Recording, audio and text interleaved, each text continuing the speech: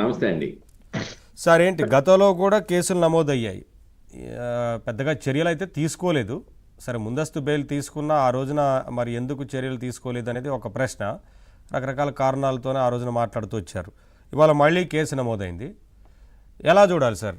సరే వారు చేసిన వ్యాఖ్యలు వాటన్నిటి గురించి డిస్కస్ చేద్దాం. కేసులు నమోదై ఉన్నాయి కాబట్టి చర్యల విషయంలో కొంత ప్రభుత్వం అక్కడ పోలీసులు వ్యవహరిస్తున్న తీరు గురించి ఏం చెప్తారు? ఇక్కడ ఒకటండి, పేర్ని నాని గారు కొద్దిగా రాజకీయ విమర్శలు మానేసి వ్యక్తిగత హననానికి, వ్యక్తిగత విమర్శలకి, అలాగనే వర్గాల మధ్య శత్రుత్వాన్ని పెంచడానికి విద్వేషపూరిత ప్రసంగాలు చేస్తూ ఉన్నాడు. అందుకే ఆయన మీద ఇనకమర్రు పోలీస్ స్టేషన్లో కేసు నమోదైంది. దాంట్లో ప్రధానమైన సెక్షన్లో సెక్షన్ 196 సబ్ క్లాస్ 1 అంటే మతం, జాతి, భాష లేదా ప్రాంతం ఆధారంగా వివిధ వర్గాల మధ్య శత్రుత్వాన్ని పెంచటం లేదా విద్వేషపూరిత ప్రసంగాలు చేయటం అనే నేరం కింద ఆ సెక్షన్ పెట్టారు. దానికి 3 ఏళ్ల వరకు జైలు శిక్ష, జరిమానా లేదా రెండూ కలిపి విధించడానికి అవకాశాలు ఉన్నాయి.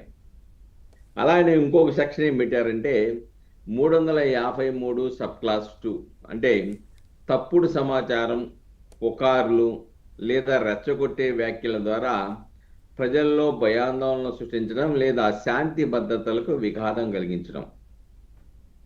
ఈ యొక్క నేరానికి 3 సంవత్సరాల జైలు శిక్ష, జరిమానా లేదా రెండూ విధిస్తారు. మరొక సెక్షన్ 351 సబ్ క్లాస్ 2 పెట్టినట్టుగా చెప్తుంది. దీంట్లో క్రిమినల్ బెదిరింపులకు పాల్పడటం అంటే ఎదుటి వ్యక్తిని భయపెట్టడం లేదా గౌరవానికి భంగం కలిగిస్తామని బెదిరించడం. దీనికి 2 ఏళ్ల వరకు జైలు శిక్ష, జరిమానా లేదా రెండూ కలిపి విధిస్తారు.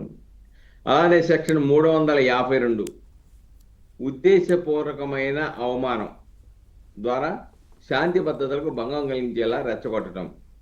దీనికి 2 సంవత్సరాలు జైలు శిక్ష, జరిమానా లేదా రెండూ కలిపి విధిస్తారు. ఈ విధమైన సెక్షన్లో మొన్న ఆయన చేసిన ప్రసంగం, రాజకీయ నాయకులు చేసే విమర్శలు చట్ట పరిధి దాటినప్పుడు ఇటువంటి పరిస్థితులు ఉత్పన్నం అవుతాయి. కానీ ఈ కేసులో ప్రధానమైన అంశాలు ఏంటి? తిరుపతి ప్రసాదం నెయ్యి కల్తీకి సంబంధించింది ఇది. తన ప్రసంగంలో ఏం చేశాడు, ఏ విధంగా మాట్లాడాడు? అబద్ధాల బాబు, సంప్రోక్షణ డ్రామాలట, తిరుమల లడ్డులో పంది కొవ్వు, గొడ్డు కొవ్వు కలిసిందనేది చంద్రబాబు ఆడుతున్న అతిపెద్ద అబద్ధమని, దానికి పవన్ కళ్యాణ్ తన నటనను జోడించారని విమర్శించాడు. అలాగనే పవన్ కళ్యాణ్ ఏమో మాంత్రికుడు అంటాడు. పవన్ కళ్యాణ్ ఉప ముఖ్య హోదాలో ఉన్నాడా లేదా క్షుద్దపోతులు చేసే మాంత్రికుడా లాగా వ్యవహరిస్తున్నారా అని ప్రశ్నిస్తాడు. ఆయన సొంత తెలివితేటలు లేవని, చంద్రబాబు రాసిచ్చిన స్క్రిప్ట్ చదివే ఒక టెంట్ హౌస్ పార్టీ అని వ్యాఖ్యానిస్తాడు. రెండోది, ఆయన నాలుగుపై వాతలు పెట్టాలి అంటాడు చంద్రబాబు నాయుడు గారి నాలుక మీద. అంటే ఈ యొక్క కల్తీ నెయ్యి విషయంలో, కల్తీ లడ్డు తయారీలో కల్తీ నెయ్యి వాడారనే విషయంలో స్పష్టంగా ఫారెన్సిక్ ల్యాబ్ చెప్పింది. అది సప్లై చేసిన వాడికి అసలు ఆవులే లేవు, పాలే లేవు, అది రసాయనాలతో తయారు చేసింది అని చెప్పింది. చాలా స్పష్టంగా అది ఎలక్ట్రేటెడ్ ఆయిల్ అని చెప్పింది.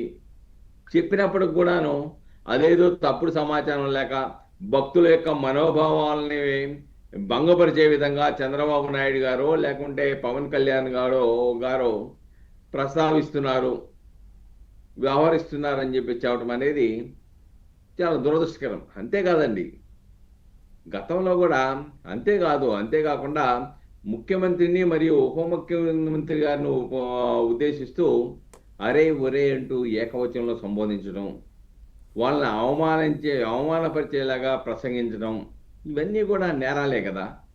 అంతేకాకుండా గతంలో ఆయన ఏం చెప్పాడు? ఆయన వెధవ అయితే, చెప్పేవాడు వెధవ అయితే అట, వినేవాడు పవన్ కళ్యాణ్ అట. ఇలాంటి చీకట్లో దాడులు చేయాలని చెప్పటం, ఇవన్నీ మనం చూసాం ఒక్కసారి కదా. కాదు సార్, ఇలా అనేక సార్లు ఇప్పటికీ ఈ రకమైన వ్యాఖ్యలు చేస్తూ వస్తున్నారు, కేసులు నమోదవుతున్నాయి, కానీ ఆ, చర్యలు ఒకటండి. మరి ఏంటి? ఆయన ఒకటండి, పాపం అధికారం ఉన్నప్పుడు అదే బాని, అధికారం పోయిన తర్వాత కూడా అదే బాణీలో వ్యక్తిత్వ హననానికి పాల్పడటం, ఇష్టానుసారంగా మాట్లాడటం. ఇక్కడ చట్టాలు ఉన్నాయి, చట్టసభలు ఉన్నాయి, లేకుంటే పోలీసులు ఉన్నారు, విచారణ సంస్థలు ఉన్నాయండి. విషయాన్ని మర్చిపోయి ఇష్టానుసారంగా ప్రజలను రెచ్చగొట్టడానికి, ప్రజలను ప్రేరేపితం చేయడానికి ఆయన దోహదపడుతూ ఉన్నాడు. ఇది రాజకీయాలకి సరైన విధానం కాదు. రాజకీయాలు ప్రభుత్వాలు చేసే తప్పిదాలను ఎత్తి చూపాలని తప్ప వ్యక్తుల మీద, వ్యక్తిత్వ హననాల మీద అశాంతిని సృష్టించడానికి ప్రయత్నం చేయటం అనేది అది రాజకీయ నాయకుడి లక్షణం కాదు. కాబట్టి అటువంటి వెరితలు వేసేటప్పుడు పోలీసు వ్యవస్థ కూడా కఠినంగా వ్యవహరించాలి. ఎంచేతంటే ఇప్పుడు రేషన్ బియ్యం ఉంది, దాంట్లో ముద్దాయిన, అలానే ఇప్పుడు ఈ కేసు ఉంది, ఇమ్మీడియట్గా ఛార్జ్షీట్లు ఫైల్ చేయాలి.